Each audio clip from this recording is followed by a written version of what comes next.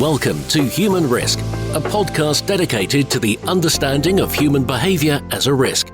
Here's your host, Christian Hunt. Hello and welcome back to the Human Risk podcast. On this episode, I'm exploring an event that occurred in 2017. If you're in the UK, you'll have heard of the Grenfell Tower fire. If you're not, you might have seen horrific images of a tower block going up in flames. It was a tragedy that cost 72 lives and was the UK's worst residential fire since World War II. My guest, Gill Kernick, is a former resident of Grenfell Tower who works in high-hazard industries to develop safety, leadership and culture.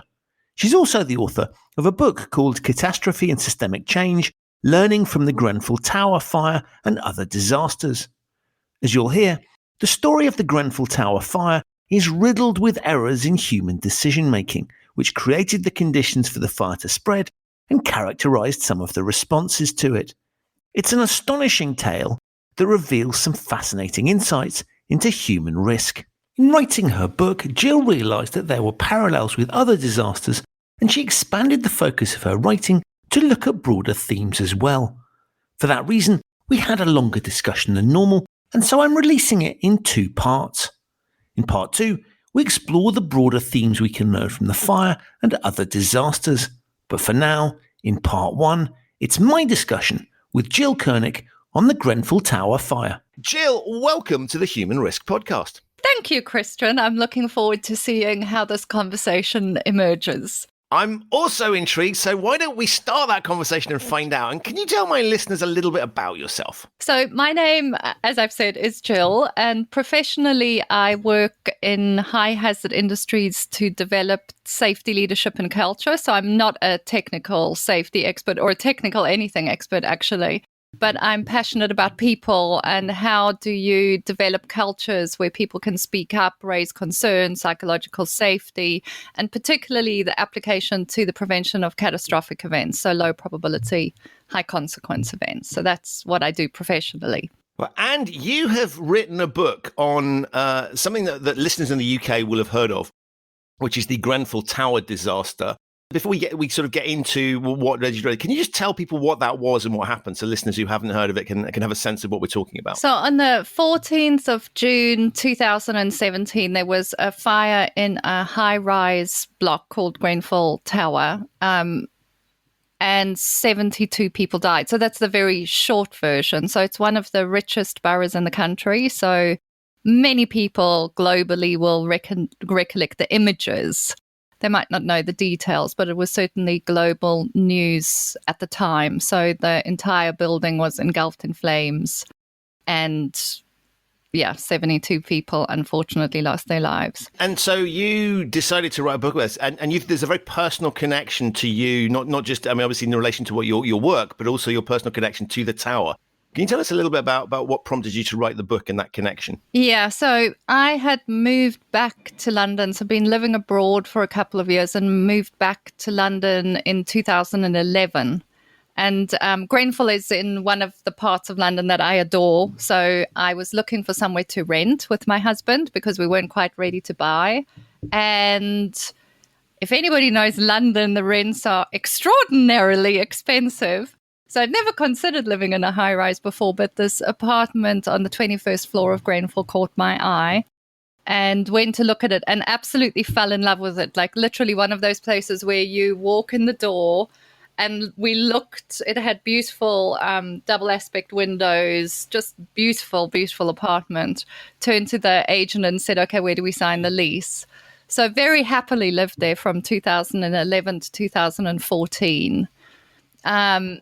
And then had fallen in love with high-rise living. So 2 things in particular, which we can get into later. So bought an apartment nearby some people will know Trellick Tower. So it's a famous modernist building. And my views of Grenfell. So I both lived there, but I also watched the fire on the night. And actually, if I look out my window right now, I can still see, because it's still standing up. It's shrouded in white with a green heart, which, again, many people will know is the symbol of it. So my connection to it is very personal. You obviously saw this happening live and news reports started to come through, and presumably you're going through a process of what this is shock for you, that you could have still been living there. There's a very personal dynamic going on there. Do you know, it's funny. Many people, I don't really have something about I could have been living there. It's more that I knew the building, and I know, 7 of my immediate neighbors died in the fire. I wasn't close friends with them. We were great neighbors, but we weren't close friends. I'm quite close friends with a number of them now. But there's something for me more, just a shock. I mean, I remember walking into my bedroom and seeing the fire quite early on, and just sitting and just going, I cannot believe I'm seeing this. This can't be true. And it was a time when there'd been a lot of terrorist attacks as well. So all these thoughts going through your head is, why has this happened? And more the images on the night were much more with particularly Piper Alpha. So it was always this personal shock and this professional curiosity, which is really in the book as well as the bringing together of the personal shock and that professional curiosity and interest in how do we actually prevent catastrophic events. And one of the things that is fascinating and shocking about the story is that there are so many factors that you sort of look at and think, well, how the hell was that allowed to happen? And in the book, you explore some of the reasons why it happened. Can you just talk us through some of the causes of this? Because this wasn't just a sort of standard fire. There was some pretty bad decision making by various authorities that led to the risk existing, and then obviously the tragedy that unfolded. I think there's very bad decisions, not just by authorities, just by everybody involved in it throughout the process. So if we look at the before, and then I'll look at the after, so the response, because I think there's 2 distinct time frames to look at it from. So there was a refurbishment that was done, actually, that started soon after we left. So there was a big refurbishment. It used to be a concrete, one of those old concrete tower blocks that was then clad. So that was the fundamental thing, is that this huge building was clad. And so cladding is basically something, so we don't we'll make concrete look a bit more attractive by sticking something to the outside Exactly, of it. Sticking something to the outside of it, and not only for the attractiveness, also for environmental reasons, so for sustainability, heat retention, all of those reasons as well. That's quite common, as many buildings are clad. So the building was clad in flammable cladding. So to not get too technical, there's things called ACM cladding panels, which are essentially 2 aluminium sheets with a polyethylene core. And polyethylene burns like petrol. So this cladding, if you think about, there's thin aluminium sheets, this petrol-like core, and the way that it was put onto the building exposed the polyethylene. So it was hung on rails onto the building, which meant that as soon as fire got into the cladding, the polyethylene burnt, dripped, and ignited and started other fires. So it was this constant source of flames just rising up the whole building. I mean, it went up the entire building, 20, I can't remember, it's 23 or 24 floors in 19 minutes, 19 minutes, spread up the entire building. So there was a lot that happened in the refurbishment with the cladding, and then also the insulation. There was missing cavity barriers. So it was literally like a chimney where as soon as the flames got into the cladding, it just spread. And then what's different with Grenfell from other cladding fires, because there have been a number of cladding fires globally, is they had something called the architectural crown, which was purely aesthetic in nature, which again was these ACM panels with exposed polyethylene that surrounded the whole tower. So as soon as it reached the top of the tower, it could spread horizontally around and then again drop the polyethylene down and started fires lower down the building. So that's one of the reasons, or the distinguishing features in my non-technical speak, that had it engulf the entire building versus just stay on one side. And can you just explain for people who might be wondering, is this legal? Were they allowed to do this, or is that part of the problem they shouldn't have done that? Well, I think that's going to be determined by the courts. I think what we can absolutely say is it wasn't moral. So the manufacturers of the product, so there's both the cladding and then the insulation. So you'd have the concrete some insulation, a gap, and then the cladding panels. So both the insulation and the cladding were flammable and knowingly flammable. So it was immoral that the companies that sold these continued to sell them and sell them in the combination that they were put on Grenfell. So I'll leave it to the courts to say whether it was illegal. So there's a lot of complexity with the legislation and something called Approved Document B, etc. So there's a lot of confusion about whether what was put on the building should have been put on the building. But morally, it shouldn't have been, and there was enough evidence it shouldn't have been. So if from a risk and decision perspective, if people had cared about risk and not putting buildings in dangers, they would not have built that building or done the refurbishment in that way, because there was enough evidence that these things were dangerous in this combination. So we've got a physical environment that is going to make things worse. What other factors were there? You were talking through the sort of befores. What any other factors that we need to pick up? So there was a lot of failures internally as well. So one of the things, when they put the cladding on, they moved the windows out. So if you think about moving the windows outwards of the building to sit flush with the cladding, and there was flammable materials all around the windows. And there was legally there should have been cavity barriers which would have stopped the spread of flames between the windows into the cladding, but those were missing both in the design and the build. So one of the big things is there was this small fire. So it was a fire the size of a dustbin, which any building should be resilient to, managed to get into the cladding because there was no protection around the windows, and they used UPVC, which is commonly used, but that melts at very low temperatures. So it actually lost its stiffness, so to speak, just because of the heat of the smoke, which then meant that the flames could enter into the cladding system. And once they entered into the cladding system, really, we can talk about compartmentation and stay put, et cetera, but the spread of the fire at that point was inevitable. So the environment it acts as an accelerant, right? And so that's the challenge there. So all of the decisions around I guess is it that the building would have been fireproof prior to any of these enhancements? Yeah, so we know, because there were previously fires in Grenfell, that it was resistant. So in high-rise buildings, again, for people that don't know, I never knew about any of this 4.5 years ago. Now I know a lot about it. So firefighting strategies in high-rise buildings tend to rely on what's called compartmentation. So you build buildings in a way that the fire will be retained within a unit or within a flat or within a compartment.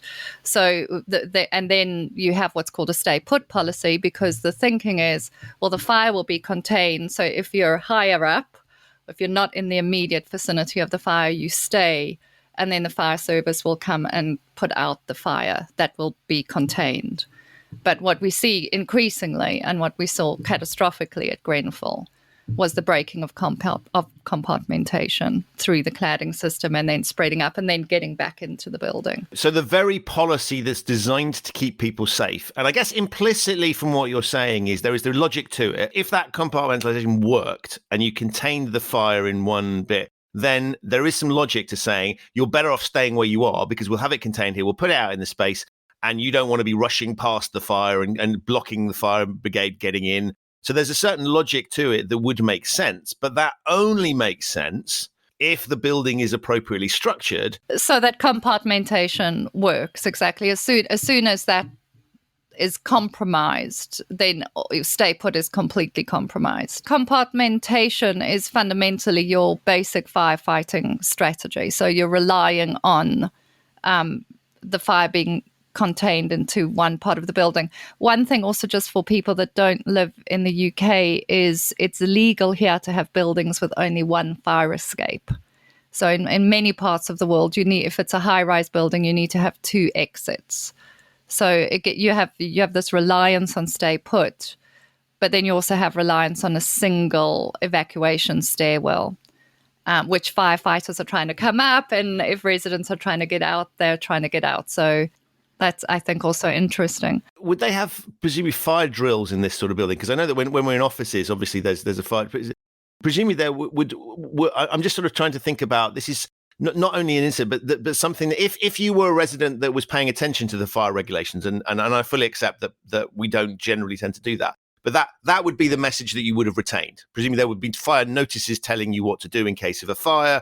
And therefore, if you had paid attention to that, your natural predisposition is to do the thing that you have been trained or told to do. Which is to stay put in the case of high rise, yeah.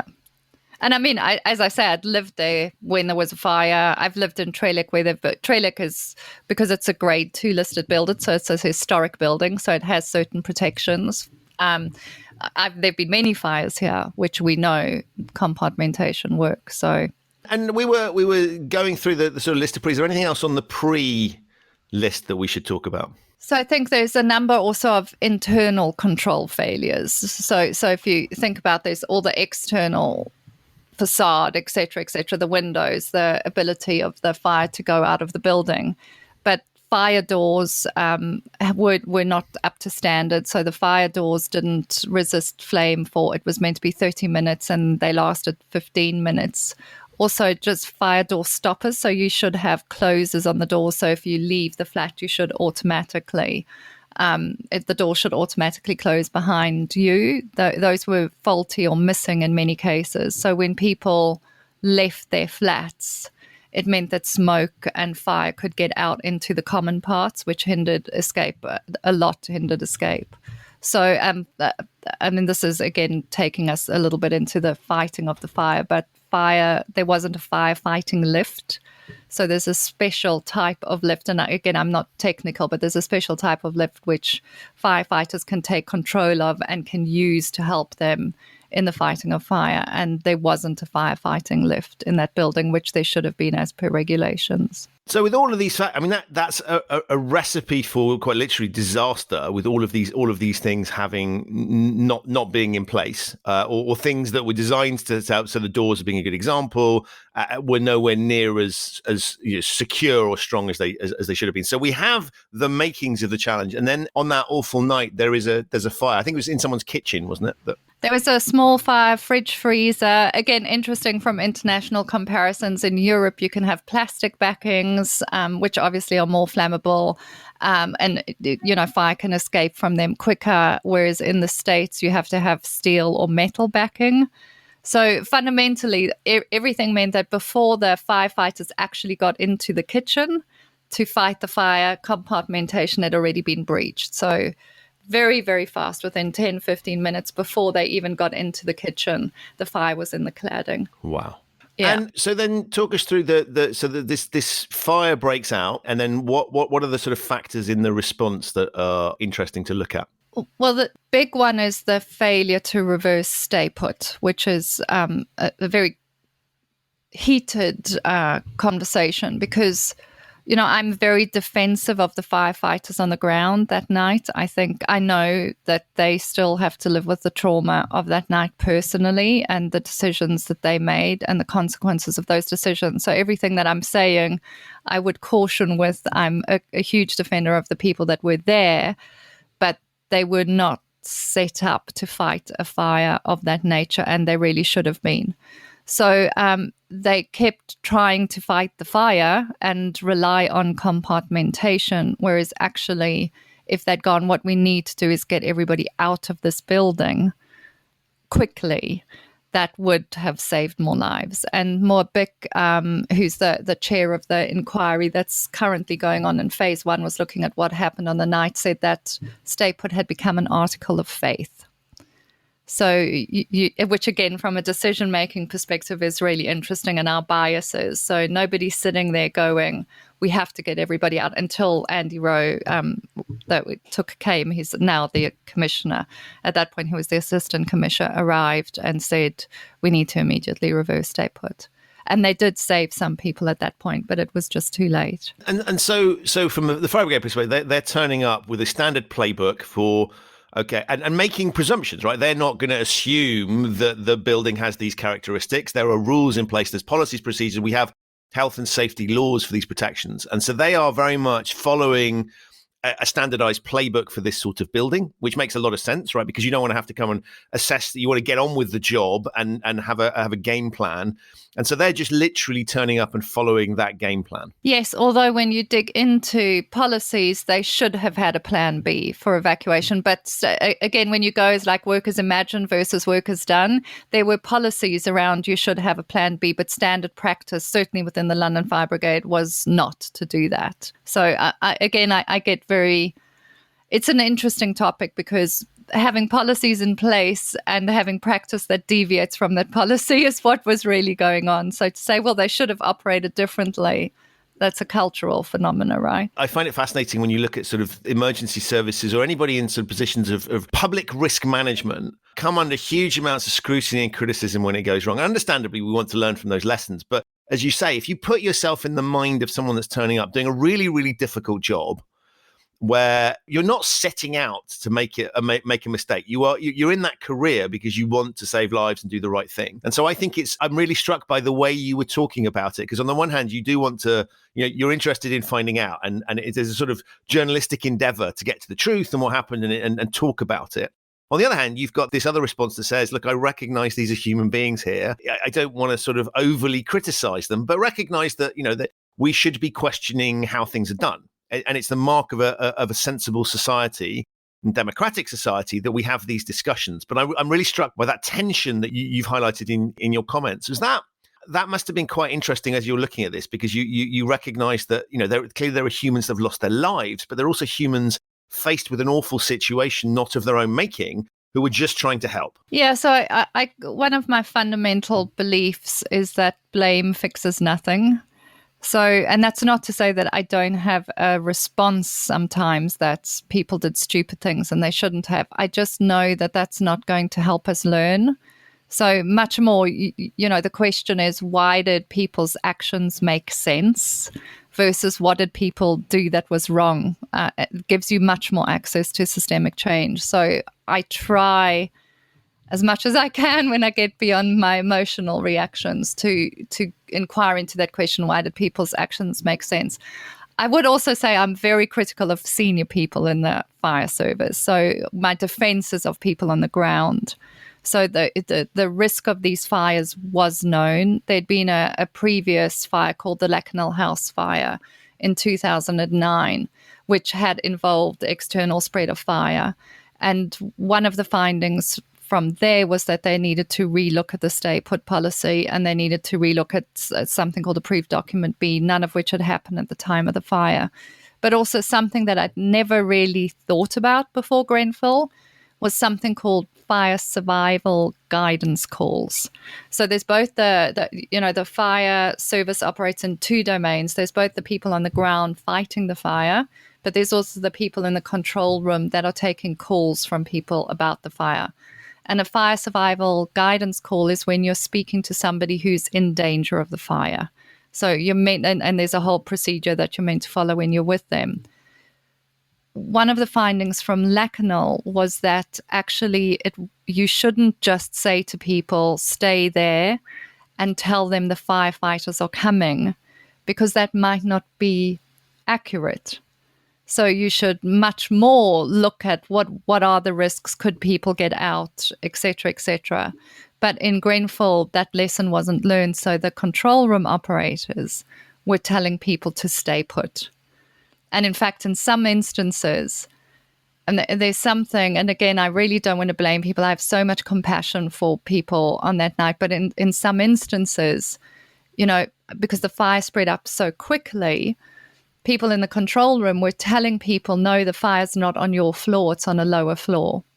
So the control room operators were related to information that they had received ages ago, and you know how dynamic and fast changing these are, and almost dismissing the information that people were telling them, which again, I think from a risk perspective is really important and really interesting.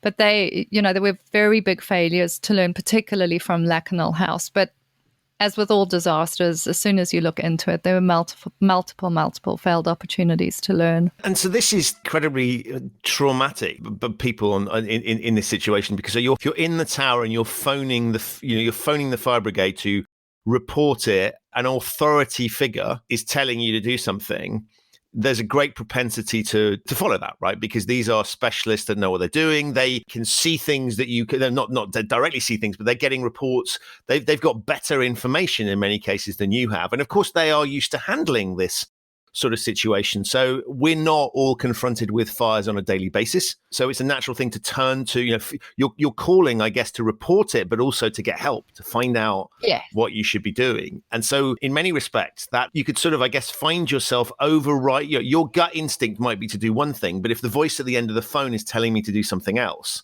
I'm very likely to go with what I'm told to do. Yeah. And I think that there's this interesting narrative, what I call the hero-villain narrative, and we make people heroes like firefighters or anybody that works in emergency services, and we place perhaps too much trust in them from a risk perspective. So we might stop looking at what we are seeing or making decisions based on what we see, because we do just trust them. It's the hero narrative. They're the heroes. They're going to come and rescue us. That's the relationship we have to them. And that's made me question that a little bit. Mm-hmm. Should we always do that, or do we not? I mean, I get angry now because, I live in a high rise, but in certain buildings now, I'm going fast forward, but anyway, let's go fast forward for a second. So there's hundreds of buildings like Grenfell, thousands of buildings like Grenfell with unsafe materials on them that we've discovered post the fire. And many people won't share the fire risk assessments with the residents. And I'm like, it's my life. How can you possibly not even consider that it's okay not to share information about risk with me, who's a resident in the building, when it's my life and I have to make the choices, which are life and death choices. So there's like this infantilization of people where somehow we're not responsible for making decisions or taking actions in those kinds of risky situations or crisis situations, which is intriguing to me. And I want to get your reaction to something that was widely reported about, which was a senior member of the government, a guy called Jacob Rees-Mogg, who did a radio interview where he talked about common sense. And his implication was that if he had been in that situation, he would have used his common sense and fled the building. Therefore, implicitly, that the people that tragically lost their lives weren't using their common sense. And I just wanted to get your reaction from that, because I thought it was an absolutely disgusting comment that was sort of woeful ignorance. But I wondered what your reaction was. Well, yes, it's a completely disgusting comment to make. But I think one of the things that I haven't actually touched on is the ventilation also broke. So one of the other failures was ventilation wasn't working. And there's one video actually from a former neighbor of mine where they open their door and you see what people had to walk into. Literally, you could not see your hand in front of your face. So when the conditions changed at times, so that might have been the worst of the time. But I think, just imagine being in a flat that's your home. That's the other thing that kind of strikes me about this, which is different from high hazard industries. This is people in their homes, their place of safety, their place of sanctuary. And suddenly it's on fire and you're getting calls from people and friends saying you've got to get out. And then you're calling the fire service and they're saying stay put. And then you're opening the door and there's just black that you have to walk into. So people made in that night made decisions, and some of them lived and some of them died. And I think all we can bring to all of it is compassion is really where I stand about it. But Jacob Rees-Mogg should just not. It's just like appalling that he would even think something like that. What I thought was interesting was he is a politician that presents a certain image, and clearly he thought this was going to play well. And I find it really interesting that in his brain somewhere, this sounds like a good thing to say, because my gut instincts to say is I've no clue. I've never been in that situation. And I think your depiction of I'm at home, this isn't something, because I was thinking about other times where you can't see, maybe where the lights have gone out or something, or generally speaking, we can kind of cope with it. It takes a little bit of time to adjust, even when you know it's going to happen. But it's even harder when you're not expecting it. And as you say, you're in your own sanctuary. And I sort of look at all of that and I find it really interesting that he thought that would play well and that was a sensible thing to say. And there is a narrative around this incident. There are lots of stories. While we're on this topic, there are lots of stories out there of illegal immigrants living there and people, who sort of shouldn't have been here type logic. And it does seem to fit into a little bit of blaming the people in the tower and treating them, not respecting them as human beings. Yeah, that's been super hard for me to deal with. I might even cry when I think about that. So, it was, this area is massively diverse. So it's why I love living in this area. I'm from South Africa. I love diversity. And this area of London is massively diverse. And the tower was a reflection of that diversity. Now, some of the flats were privately owned, like the one that we rented, but most of it was social housing. When you have social housing, you have always a mix of people. So, we had consultants, IT experts, nurses, porters, every imaginable profession, and then also some people with perhaps mental health issues, or so there's, as with anything, you have this massive diversity, but the level of racism just to this day floors me. Is how people, I talk about it in the book, about this notion of othering is kind of, how can you not have anything but compassion? I just don't understand that. How can you go to a blaming people, or somehow, even if they are immigrants or they're there illegally, that doesn't matter. They're human beings and they lost their lives. And if they survived, they went through something absolutely traumatic. So I think it, I often talk about my journey as being existential, because it's made me question a lot about my faith in us as human beings, and this whole narrative around the racism, or it's their fault and their lives somehow don't matter, just still to this day completely bewilders me and appalls me and saddens me deeply. Take us back to the night of the fire. So you've talked about the fire brigade and how they responded. How quickly were they on scene? So they were on scene fairly quickly. If I look at, so I think they got into, they arrived there, I think, within 10 minutes, but I'm not quoting exact numbers, but they were there fast, and then they got into the flat. They had to obviously get into the building and then get into the flat, which was on the 4th floor. But the problem was not their response time. It was how fast the fire had spread into the compartment, if that makes sense. So in terms of the actual initial response of the firefighters, really the building should never have behaved the way that it did. So, but irrespective of that, what should have happened is the fire service should have been prepared to fight a fire of that type. So, building engulfed in flames. Can you just continue on that theme of sort of we started by looking at what happened with the sort of the building blocks is the wrong word, but the sort of the factors beforehand, and then continuing with that sort of how the response to it. The big thing, again, as I've said, is the failure to reverse stay put. So, again, inside of the building, the other thing that I haven't spoken about is there was something called a hot zone. So at some point in the fire, the stairs became very hot. And so people that were trying to naturally get out, because if you're in a fire, you will, if you see it and people are calling and say, get out, you'll try and get out. A number of people were trying to get down the fire, and we don't know who said it, but there's reports that somebody said, turn back. And people then went up, and most of the people that died on the top 2 floors. So I think that's another thing in terms of when the fire had started, the moving of people around the building. So people weren't in the flat that they necessarily called from. And again, when we go back to the control room and the fire survival guidance calls, is somebody might have called from one flat, but nobody asked for their phone numbers.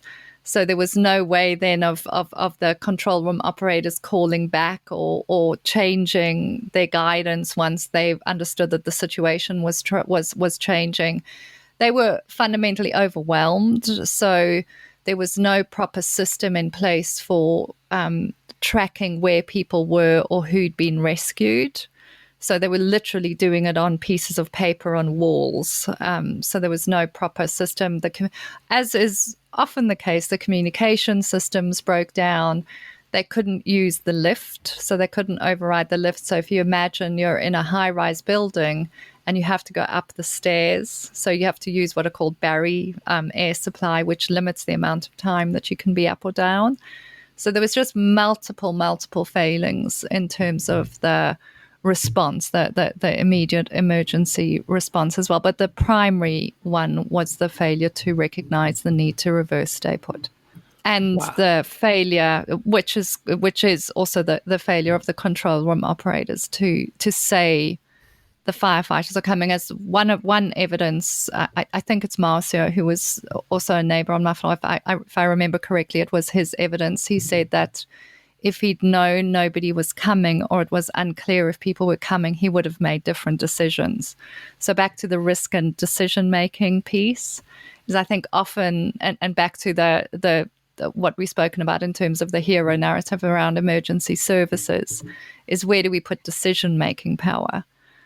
And are we giving people sufficient information to make their own choices about their own lives? Or do we just, I certainly will no longer just trust and do what somebody tells me in an emergency service. I'll make my own assessment and act based on that. That's interesting. I just want to pick up on that, because one of the questions I had for you was obviously going through the process of writing the book. You've looked at a subject in tremendous detail, and given what you do for work as well, has this changed your perspective on things? So you said you'd react differently. Are you paying more attention to fire exits, all those sorts of things? Has this changed your perspective on how you live, or is it just you've now got some new basic principles that you will operate under? I think it's changed. Because of the work that I do, I think I always looked for where are the fire exits, because that was drilled into me from working in oil and gas. So I don't think so much my behaviors around that. I certainly would not put blind faith in emergency services, etc. But luckily, I've not been in a situation where I have to, so I don't know how I would respond differently. I have, in one case, there was a fire here, and in fact, twice since the Grenfell, there's been fires here, and I have chosen to leave the building. Now, where I live, we have 2 fire exits, so it's a 2 fire stairwell, so it's slightly different. It's a different risk, but I have chosen to leave rather than stay. And I think you get a lot of the public actually against the wishes of the fire brigade leaving. And I'm like, well, if anybody lived in a high-rise building in the UK right now and there was a fire, you would kind of think leaving is probably the right thing to do. Right. And then the fire service gets very annoyed and the building managers get very annoyed because we're stopping them fighting the fire. Just like it's just fundamentals of human behavior, Yeah, and I guess there's no way back from that, really, because there isn't a counter narrative that they could sort of put forward and say, but because you've got a very high profile, particularly where you are, very high profile case study of where that wouldn't have been the best decision.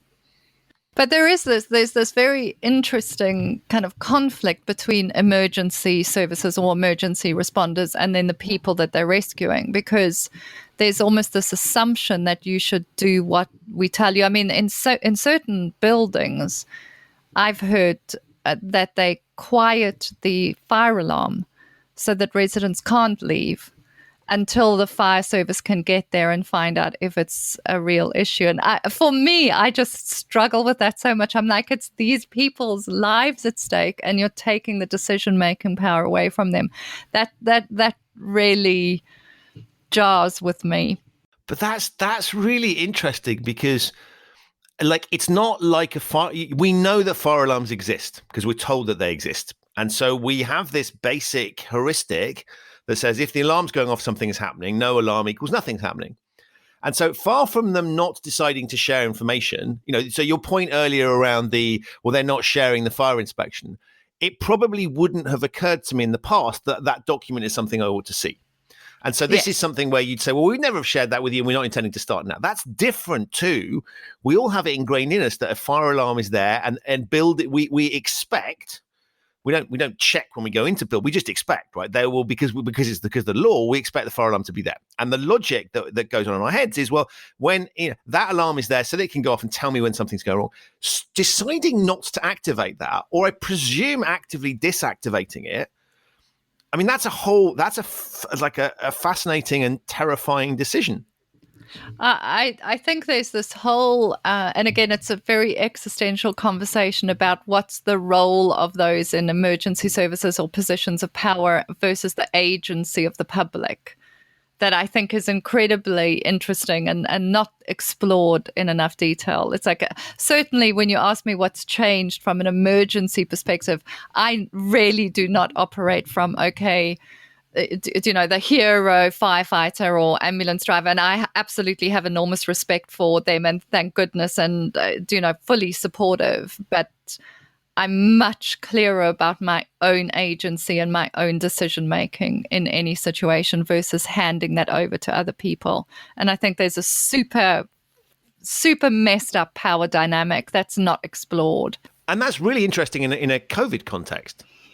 Yes. Right? Where we've got people making their own minds up about things. Now, my personal perspective on that is that they are straying into territory. When you're into the zones of virology, that's a very different thing to we all understand the basic concepts of fire, right? And sort of we can make an assessment around that. But I think that's a really interesting point that you make, and seems to be quite prevalent in lots of people's responses to things. So I'm fascinated by that.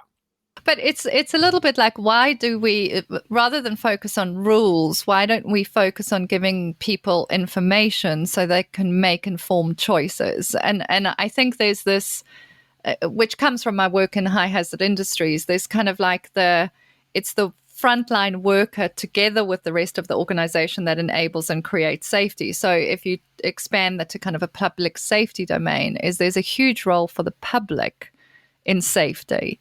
And really they're treated as infants and told what to do in kind of very patronizing terms, like we don't have good decision-making abilities or powers. Whereas actually I still don't understand what all the risks are with COVID. I mean, the amount of information that you get is just either overwhelming or everybody's arguing with one another. So it's like, okay, I'm making my own choices because I also don't trust the government. Right. So make your own choices, but I'm not making it on super well informed information. So, I mean, even with firefighting, there's not this. I'll probably get into trouble for saying this, but I'll say it anyway because I'm a little bit of a disruptor.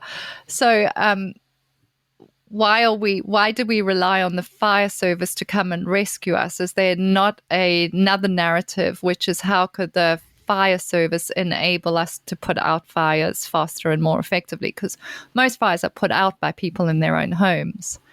But that's like a territory that is almost just a no-go area, so I'm told, with the fire service, because it's our job to come and rescue. Right. So that is the sort of first aid logic. Right. Yes. So we don't expect people to operate on themselves, right? But if you have an injury, we're going to give you enough knowledge to be able to manage it in the moment. And so you would call in help, but we've given you some. If you've been on a first aid course, you've got a rough idea. And I guess similar sort of things with airline safety briefings. Right. What happened if these things happen? We're going to get you to help us. And yes, we're still in charge of the situation, but we need, you can contribute and help us solve this particular problem. And I think that's really interesting. I mean, logically, presumably the reason you wouldn't do that from a fire perspective is it's dangerous and things could go horribly wrong. And there are going to be certain types of fire where maybe our gut instinct tells us to do, a sort of chemical-based fires or electrical fires. Exactly. Pouring water on them could be incredibly dangerous, right? So the same logic that you would have and sort of say, don't tackle a gunman because there's risk to you in doing so. So we discourage people from doing that. I guess the same logic would apply. But that's really interesting because you're right. A blanket decision has been made across all fires that basically says gut reaction is don't touch it, right? Run away. Whereas now, if you look at and it's a former firefighter who I've had many conversations with, who's given me these ideas, but I won't name him because he'd probably get in trouble as well. But it's kind of like with technology, is you could call people and show them the fire, and say, what should I do here? But this takes us into massive systemic issues, because obviously then it's kind of like the identity of the fire service is fighting fires and being this body of rescuing. So you're talking about an existential shift for the existence of the fire service, which is massively challenging. So I do understand why things that I've just spoken about are not welcomed or explored with open arms, and I have compassion again and understanding for why not. That's absolutely fascinating. I mean, just the thought process that I had never looked at the relationship in that way, and I think this is a good, this is an interesting thing to start questioning, because what we've got here are structures in place that we logically just often don't think about and don't challenge or question. And I like the fact that you're asking those questions. As you say, there are vested interest and really good reasons why that's challenging. But it's an interesting thing because, to your point, it's doing, like, going down that route feels risky, but then we're implicitly accepting risk through the current processes, and we don't think about. So we look at the alternative proposition. Well, that sounds highly risky. We don't think about the risk inherent in what we're doing at the moment. Well, and also is a lot of people tackle fires anyway. So yes, the prescription is don't tackle the fire, but actually most people do. And in a lot of cases, it's successful. So how much are we learning about the success?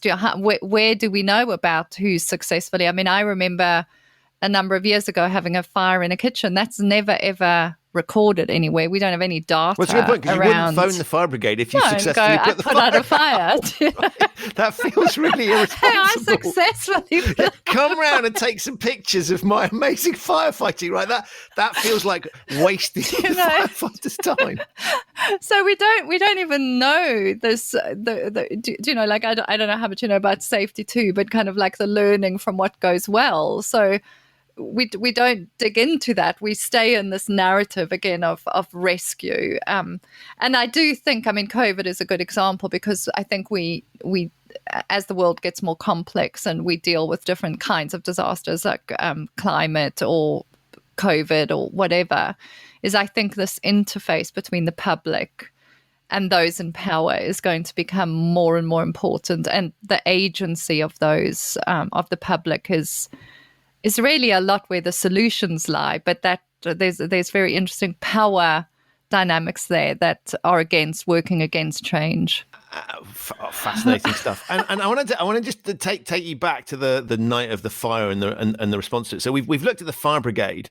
I'm intrigued by other emergency services, other authorities, and how they responded in the moment. Is there anything that's worth unpicking there? So there's one. This is something that I don't. Truthfully, I've recently just been exposed to. It's not in the book, but there is some questions which will come out soon in the public inquiry about the Met's response. That's the Metropolitan Police. The Metropolitan Police. So there's some narratives, and again, there hasn't been an official report about this, but I do have good evidence that this will come out in the inquiry.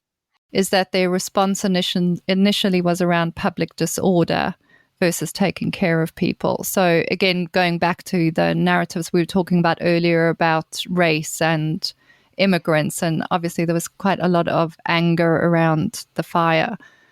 So that the initial response by the police was very much one of managing public disorder versus looking at who were the people culpable.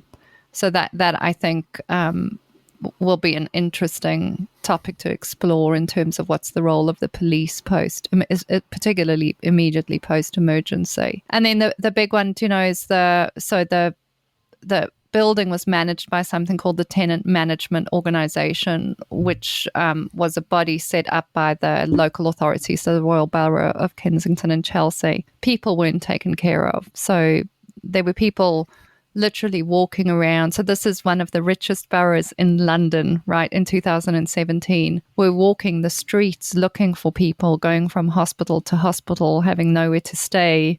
Where the place where people stayed, which was a sports hall, was organised by the community, or there's a rugby club. Yeah, Portobello Rugby. So these local organisations took care of people versus the authorities taking care of people.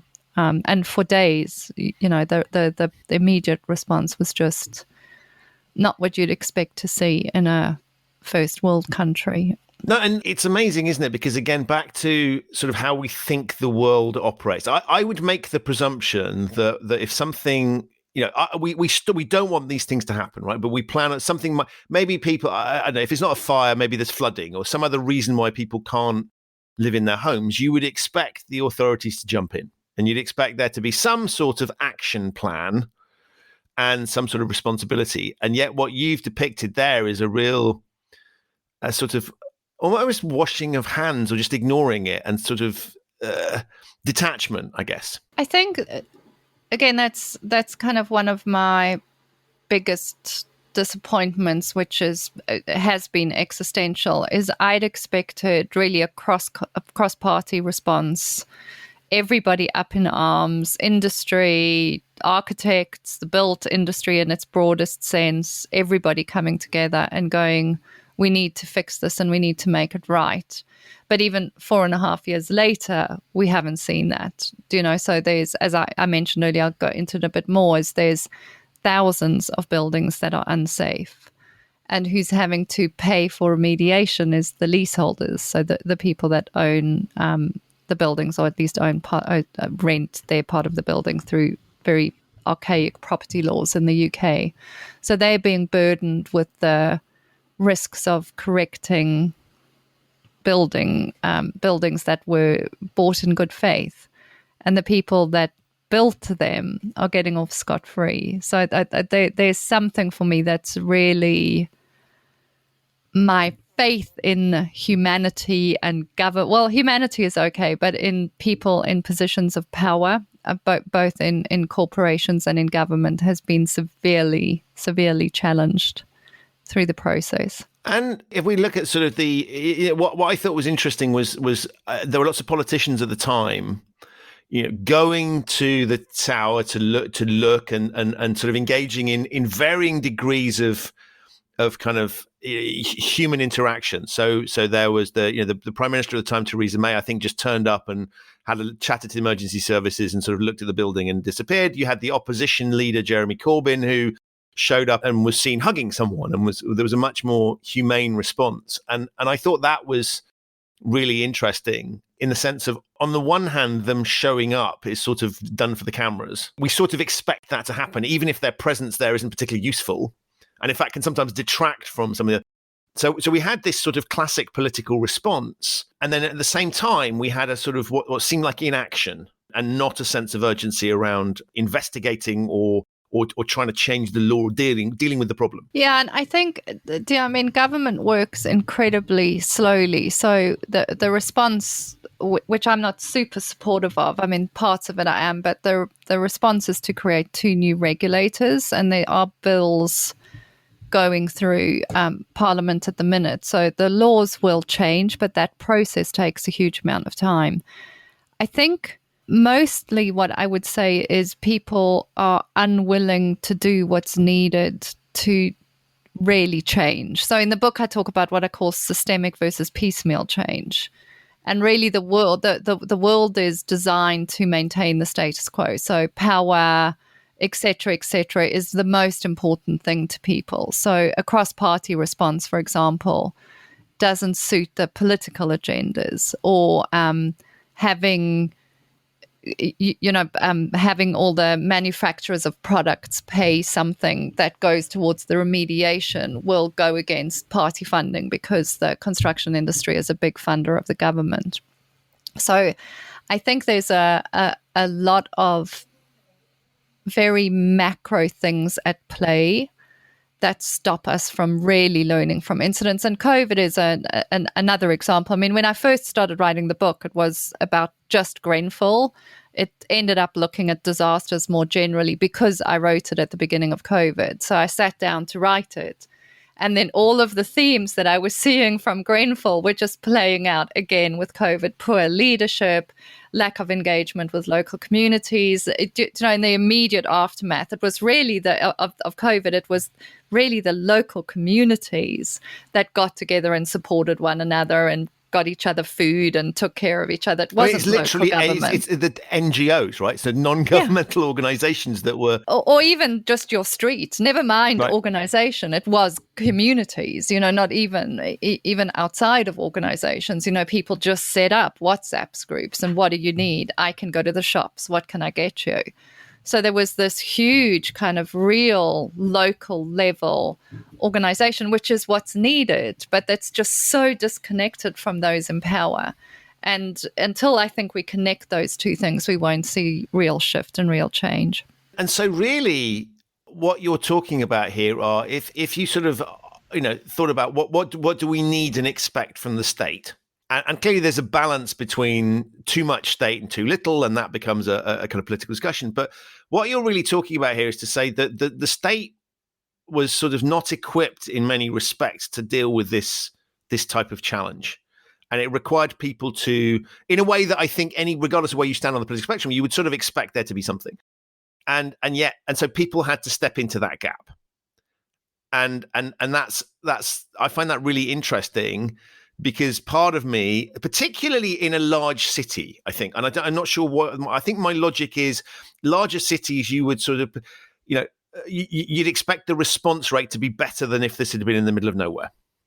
Yeah, and you'd expect the aftercare to be really good. And, we're one of the richest countries in the world. World-class. Surely we'd take care of, we'd take care of survivors, and we'd make sure there's change, and we'd do what was right, Surely we would do that in London, in the UK in 2017. And is there anything else in the response that we should sort of touch on and think about? We've covered a broad range, but I just want to make sure that we. No, I think I think one more thing is I think one of the other things that's important to look at is how we investigate these things. So in the UK, we use something called a public inquiry process, or you can do different forms, but for big events, they tend to do what's called a public inquiry. The problem is it takes years. So we're 4.5 years, as we're recording this, we're 4.5 years out the fire, and we're not even at the end of phase 2. So it's likely to be probably almost another year until that's completed. And then you can only start criminal proceedings after that. So you're talking 5, 6, 7 years after an incident before the learnings come out. And by that time, people's attention has moved beyond it. So the political pressure to change has been removed. So I think there's something in how we investigate in big public incidents that pulls against change, because it just takes too long. So we're going to do a inquiry into COVID. It's only going to start next year. It'll probably run for 10 years. By that time, we'll probably have gone through another pandemic.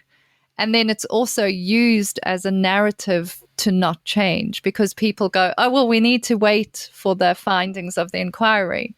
So there's this interesting dynamic in the investigation, which I think pulls against change, or systemic change. It pulls against real meaningful change, because it just kicks it into the long grass, and it gives politicians and those in power and industry a reason to not act. And it's, of course, it's all done in the reason these things take a long time is they're very rigorous.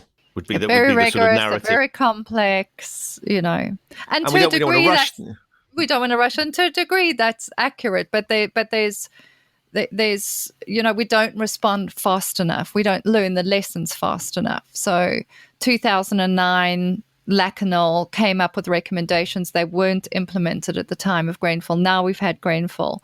We could have another Grenfell tomorrow, and the corrective, the corrective actions haven't been implemented. So there's something around the corrective actions that don't happen fast enough, and we tolerate that.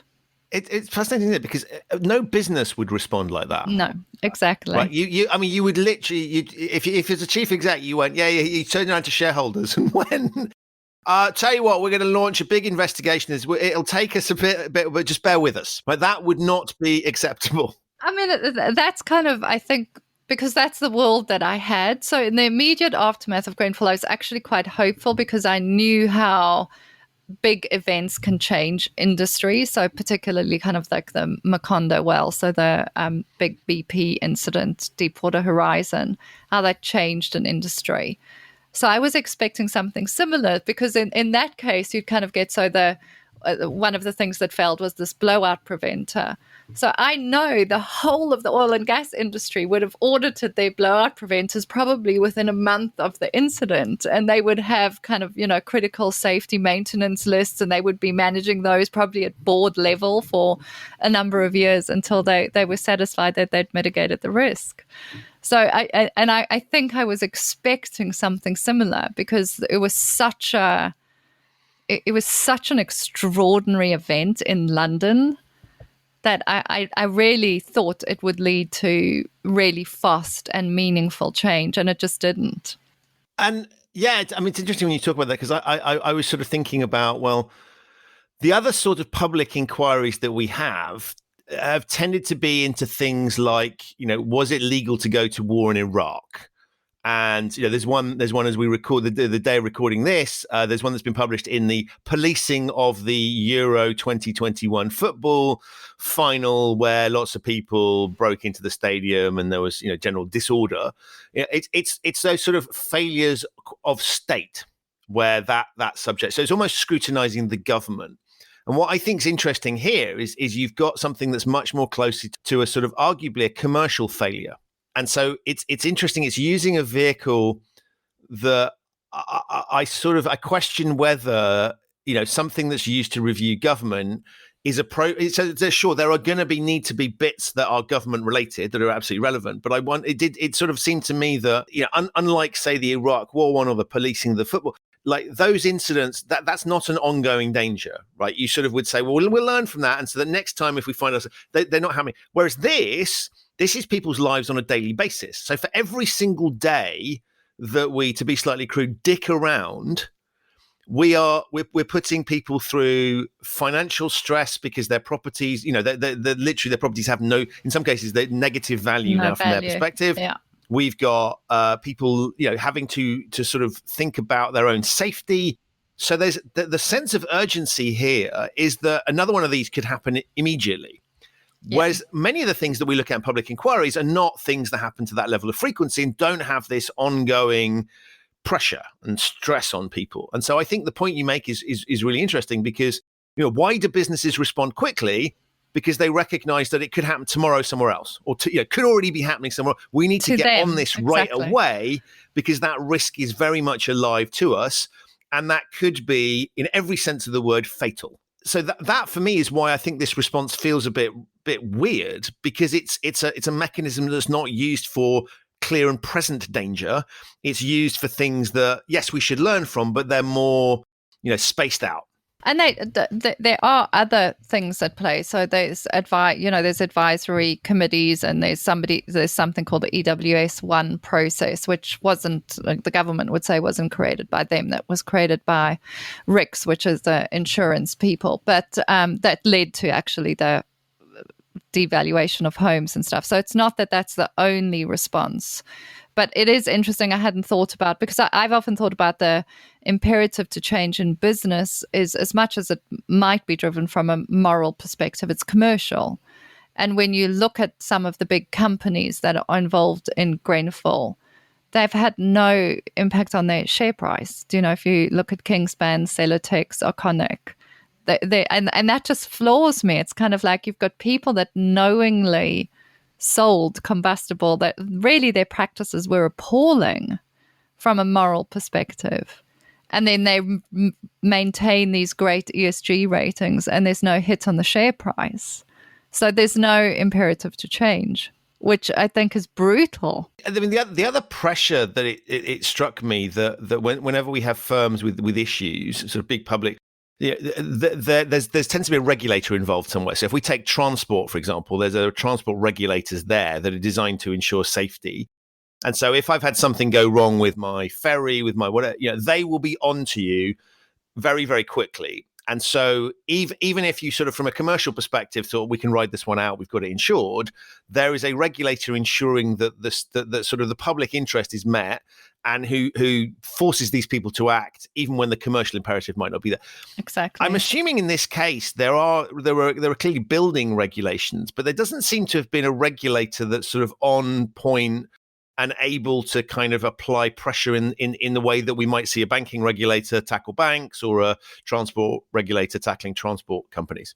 So there will be a new regulator actually under the Health and Safety Executive that will operate in that way. But there is a regulator and there were regulations. And as I said, in the Lakanal House fire, one of the findings was that the regulations covering external facades were unclear and needed to be re-looked at. And then despite many letters and scrutiny from a steering group within government, no changes were made. So I think it's 7 ministers refused or ignored warnings about why haven't you implemented the recommendations from Lakanal and didn't make the changes, which could have prevented Grenfell and certainly would have impacted the number of, made the broader amount of buildings safer. So I think there's an assumption that regulators are perfect. Whereas I think there's, you need to, in the book I look at what are the contextual things that stop change. And I think there's a lot of, regulatory capture. What are all the power dynamics that are going on that are driving decisions, political lobbying, materials, et cetera, that get in the way of public safety. And again, we don't talk about or explore these issues. So in many respects, you could pin this down to regulatory failure. And that if that regulator had teeth that or used those teeth earlier on, then you'd be in a different outcome. And I guess there's your public inquiry logic, which is to sort of say, well, this is a failure of a government body. And so how do we review what our regulators do? Well, that is a matter, it is a government related thing. So that would be logical for them to look at that particular piece. But to your point, common sense would dictate that we need to move quickly on this. Yeah, and I should say that December, they are starting a module looking at government and regulatory failures, which I have heard will be extremely revealing in terms of some very questionable practices. And there's a lot going on in terms of privatization and product testing, et cetera, et cetera.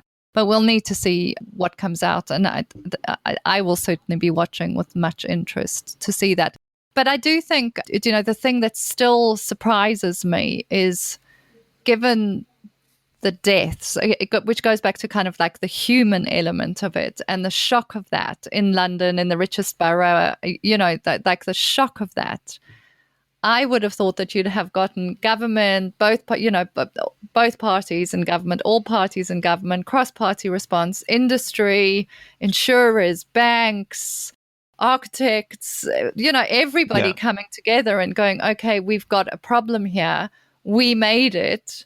Let's collectively figure out how to fix it. And of course it's complex and there's competing tensions and there's massive difficulties to resolve. But I always believe in the brilliance of humanity as well, as if all of those people had got into a room, including with residents and leaseholders, because we also understand it's complex, that some solution could have been created around whether it's, deferred fines or I don't know what it is, but there's something that could have been done that would have meant that the consequences were born where they should have been. So that's it for part 1. To find out more about the Grenfell fire and to find details of Gill's book, have a look in the show notes. There are links to both there. In part 2, Gill talks about the broader themes that we can learn from the fire and other disasters, so please do join me for that. To make sure you don't miss it, why not subscribe to the show wherever you get your quality audio content? It's available on all of the major podcasting platforms. To find out more about human risk, visit human-risk.com. Thanks for listening and do stay safe.